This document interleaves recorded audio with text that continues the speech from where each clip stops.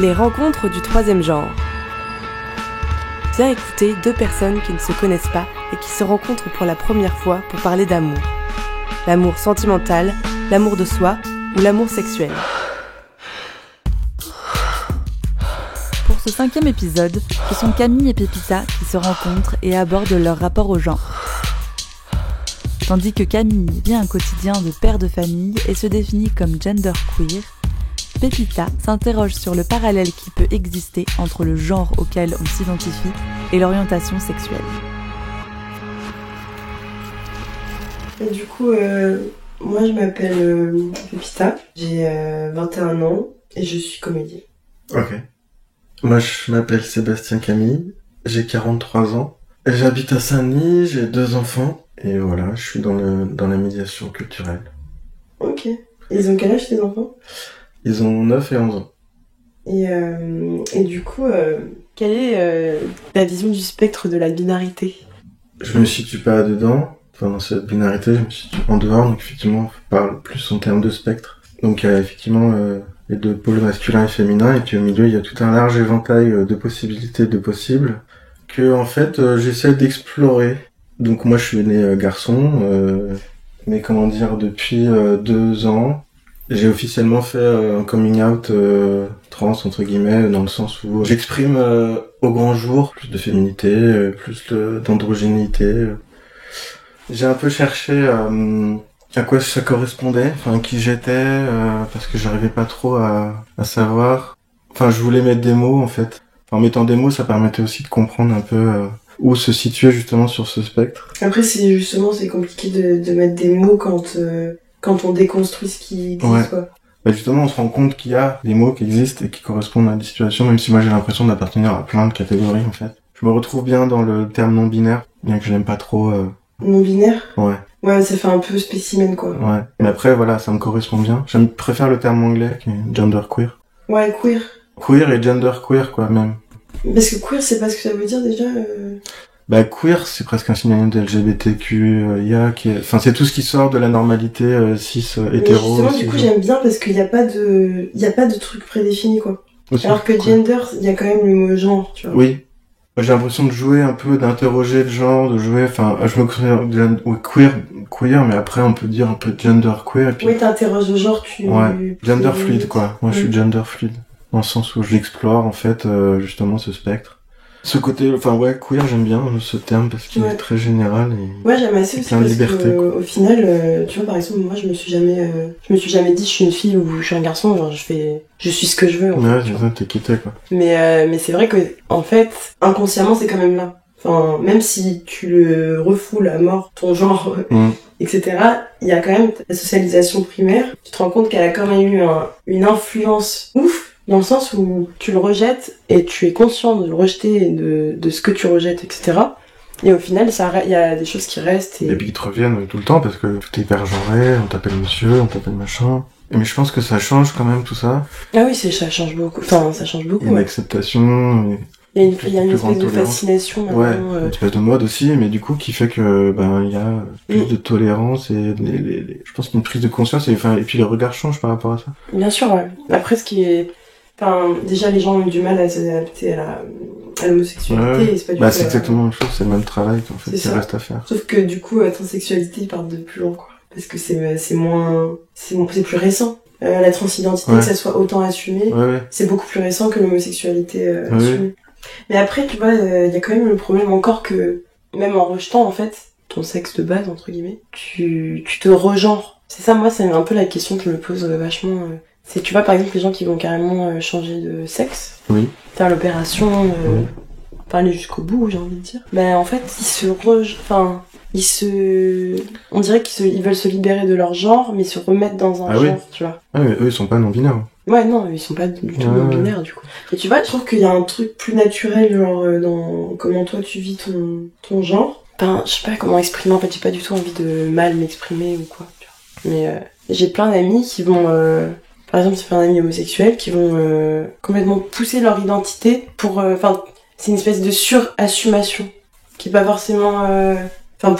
pour être à l'opposé de ce qu'on a rejeté, et de ce qu'on fuit. Et du coup, ça nous... Enfin, ouais, je crois. sais pas si tu comprends ce que je veux dire. Si, mais du coup, ça leur correspond pas forcément, tu penses? Ouais, moi, je sais que j'ai fait un peu ça, tu vois. Parce que moi, j'aime les filles, je suis lesbienne. Mais du coup, quand j'ai découvert que j'étais lesbienne, j'ai commencé à m'habiller vachement beaucoup plus masculine qu'avant. Alors, soit c'était que je m'inautorisais, je m'interdisais plutôt à m'habiller en plus masculine, et que là, du coup, ça m'a libérée. Soit j'ai eu une espèce de...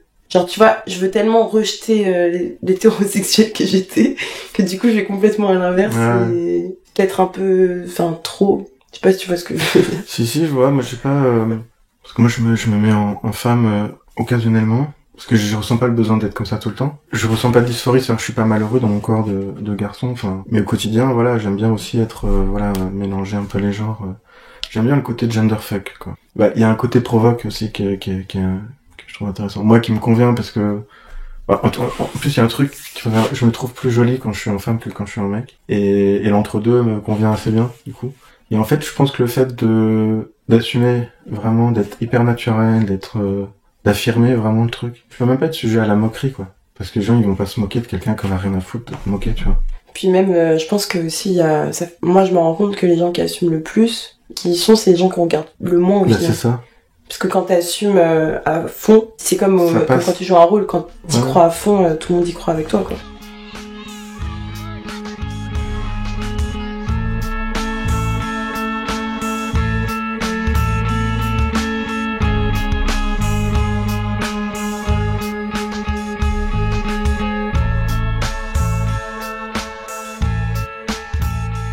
Au quotidien, je suis fringué que avec des fringues de nana, mais qui peuvent passer un peu unisexe, quoi, pour le quotidien, quoi.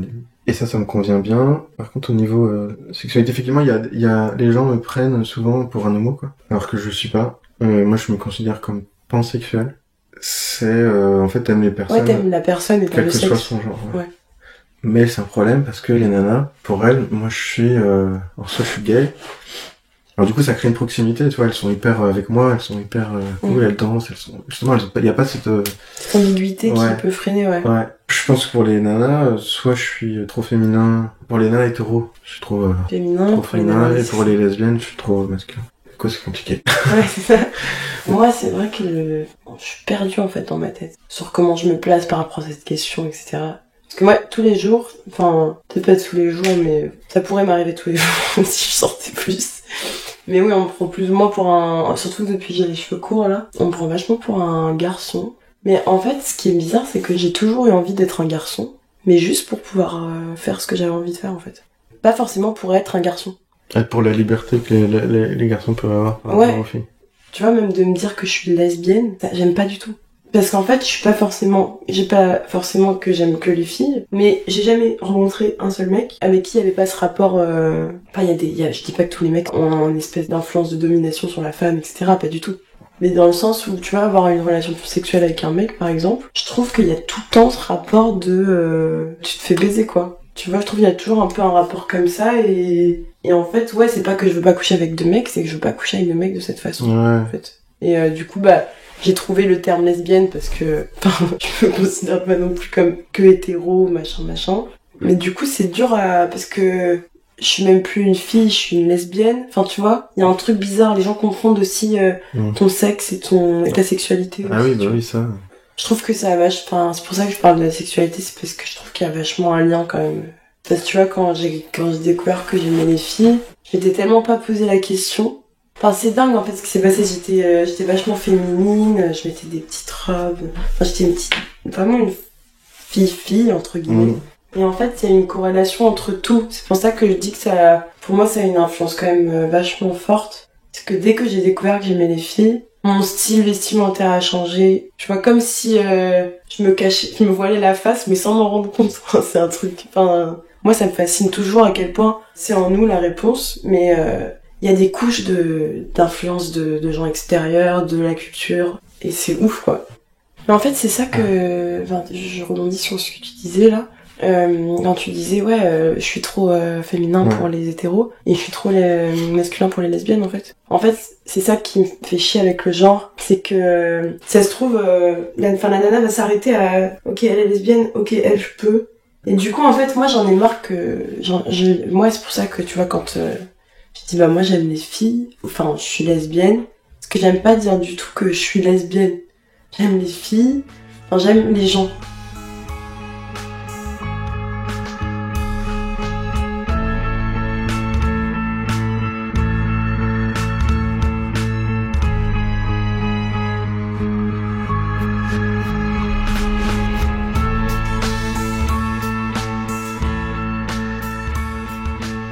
Du coup, pour revenir à la question de la binarité, moi je trouve que c'est complètement primaire. Enfin, on dirait que c'est la première réflexion qu'un homme a eue, mais sauf qu'il y a eu 2000 ans entre les deux et qu'on n'a pas avancé, quoi. On est encore à dire oui, les filles elles jouent à l'élastique dans la cour et les garçons ils jouent au billes ou ils font la bagarre, tu vois. Et enfin. Ouais, mais surtout que c'est, personne. Il va y avoir un spécimen qui va vraiment respecter tous les critères masculins ou quoi. Et bien il y en a qui le font aussi parce que ils tiennent vraiment à rester dans leur truc, mais c'est vrai que rien que, tu vois, moi dans mon enfance, plein de fois j'ai vu des potes à moi qui pleuraient, des garçons qui pleuraient, ou mon frère, ou des amis à mon frère, à qui on disait pleure pas, t'es pas une fille.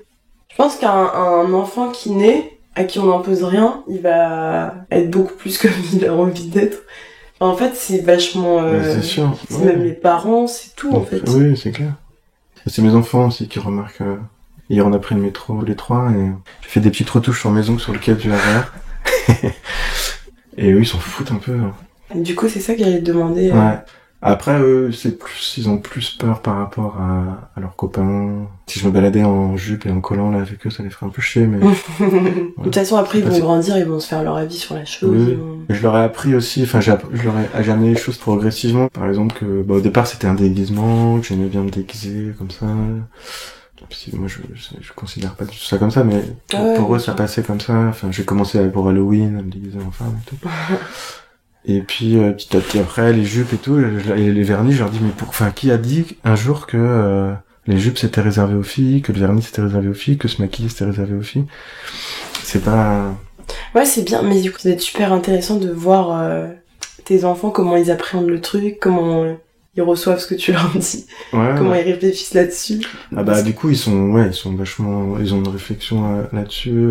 Enfin, ils savent quoi répondre. Mais c'est cool qu'ils aient l'accès à cette réflexion à cet âge, quoi. Ouais, je suis persuadé, parce qu'au départ, j'ai eu des critiques, de ma famille, mais les enfants, tu vas les perturber, machin, tu parles, au contraire, je pense que ça les enrichit, ça les rend plus tolérants, ouverts. Ça va les ouvrir, ouais. Enfin, moi, je les trouve super, quoi, et maintenant, je les ai initiés, du coup, aussi, aux stéréotypes de genre, au sexisme, tout ce genre de trucs, et c'est eux qui me font des remarques. Ah ouais? Ah, c'est sexiste, ça, papa!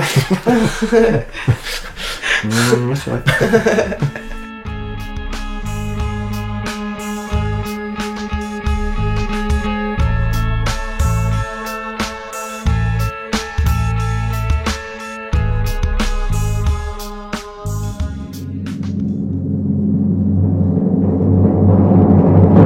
Comment tu pécho? Comment tu pécho? Ouais. Je pécho essentiellement en ce moment via des sites de rencontres un peu spécialisés.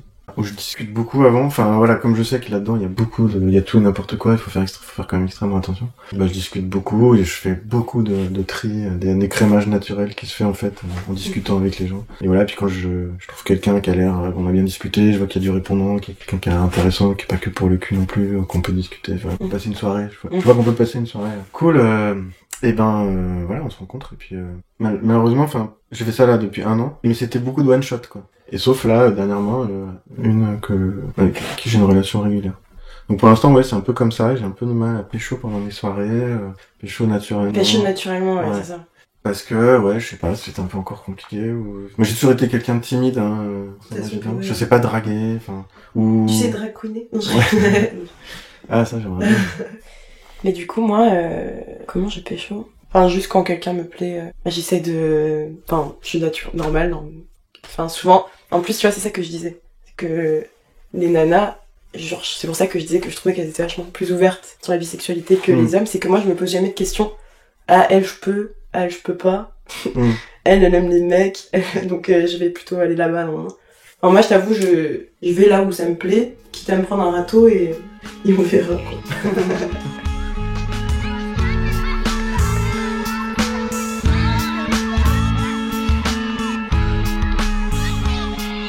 Tu viens d'écouter un épisode des Rencontres du troisième genre, d'après une idée originale de Madeleine Lévesque.